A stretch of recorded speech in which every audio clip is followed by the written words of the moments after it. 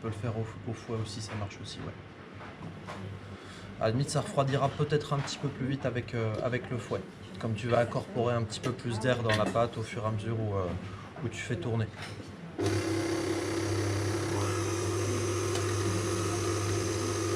là, j'en rajoute un tout petit peu. Je mélange bien.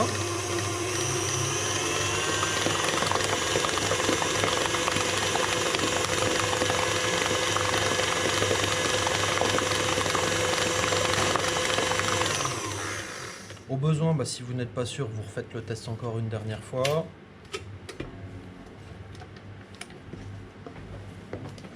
Et là, je vais pouvoir mettre en poche.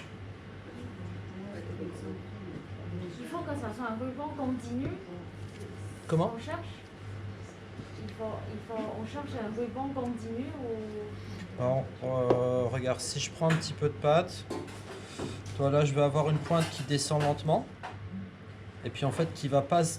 Alors il y a un moment où elle finit par tomber, mais elle va pas se, tu vois, elle va pas se déchirer comme tout à l'heure. Tout à l'heure, j'avais plus un morceau qui arrivait qui tombait d'un seul coup.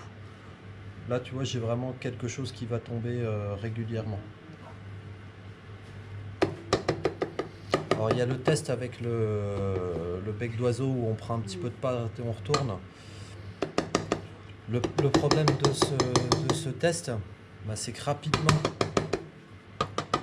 on arrive en fait au petit bec qui, quand on prend un petit peu de pâte, on retourne et ça retombe régulièrement. Alors sur des fours à sol, c'est pas trop grave parce que on a une cuisson qui est un petit peu différente. Sur les fours à ventiler, si la pâte à choux n'est pas suffisamment hydratée, en fait, elle va gonfler rapidement et craquer beaucoup. Donc on obtiendrait des pièces vraiment pas régulières. Et si jamais on a été un peu trop généralement en offre, on a les moyens de le rectifier à ce niveau-là ou pas du tout? Alors si vous êtes un petit peu trop généreux en œuf, il va falloir rectifier en gros en rajoutant un petit peu de panade. Donc l'idée... Mais c'est ça, c'est on peut pas, Donc on n'en met pas trop. Pas dessécher.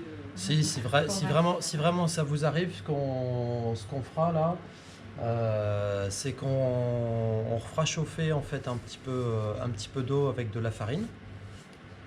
En gros là on va juste prendre un ratio liquide farine et puis on rajoutera un petit peu de pâte dedans pour corriger ça. Donc il y a toujours moyen de rattraper si toutefois vous en avez mis un peu trop. Simplement ça sera un petit peu plus long parce qu'il faudra refaire rebouillir de l'eau et puis reverser sur de la farine.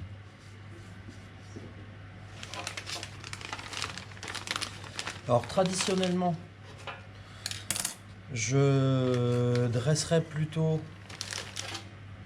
mes pièces sur des plaques cirées ou beurrées. Mais comme le revêtement est quand même bien abîmé sur ces plaques, si vous passez de la graisse, même en mettant bien régulièrement partout, il y a quand même des chances que ça colle un petit peu à la plaque. Donc on va les faire sur feuille. On pourrait les faire aussi sur tapis silicone. Ça marche bien aussi. Okay.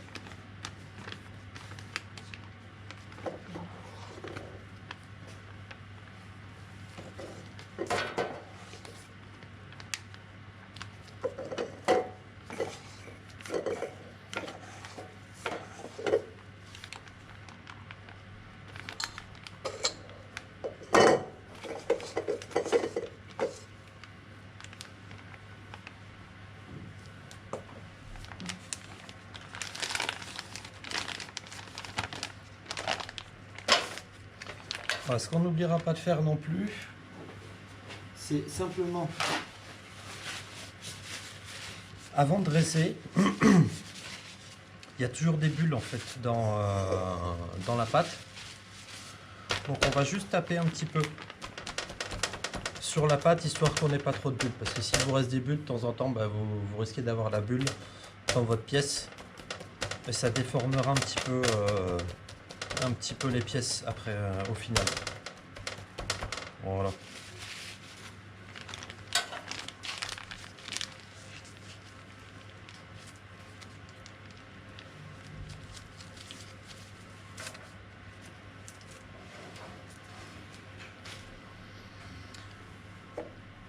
Alors, ce qui est possible au niveau dressage, comme on a une feuille de cuisson là, ce que vous pouvez faire, c'est dessiner des gabarits. C'est possible sur la feuille de cuisson. Si on était sur une plaque graissée, on pourrait éventuellement simplement, à l'aide d'une corne ou autre chose, tremper dans de la farine et puis faire des petites empreintes à la farine. Pour aller un petit peu plus vite, là vous avez à peu près 12 cm. Donc 12 cm, ça va être à peu près la longueur moyenne d'un éclair. Bon, pas l'éclair de génie, mais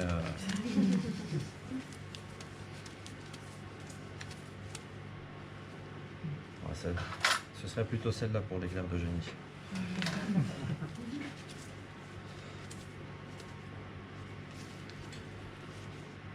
Je vais venir appuyer régulièrement sur ma poche. J'arrête d'appuyer et je reviens au-dessus. Une fois que vous en avez dressé un, à ce moment-là, on va continuer à faire les pièces suivantes de la même manière que la première. Alors, ce qu'on a tendance un petit peu à faire au début, c'est vouloir trop bien dresser. Et en allant lentement, souvent ça fait des boudins au fur et à mesure. Donc l'idée vraiment c'est d'arriver, poser et d'avoir la même pression sur la poche et de tirer régulièrement.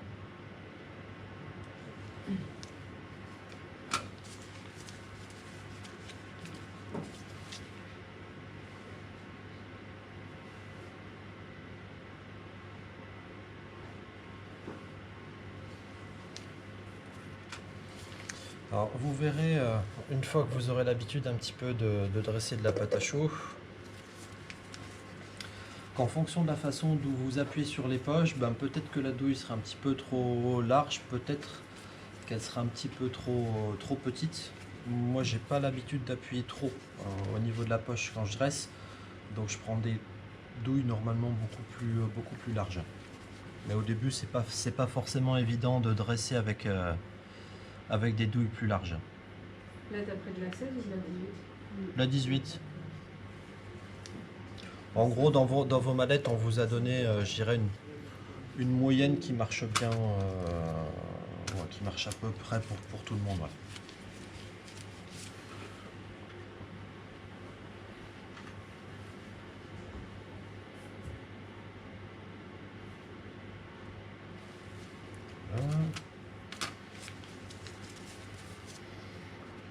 Alors, on va faire d'autres pièces aussi. Donc, on parlait de la petite corne tout à l'heure.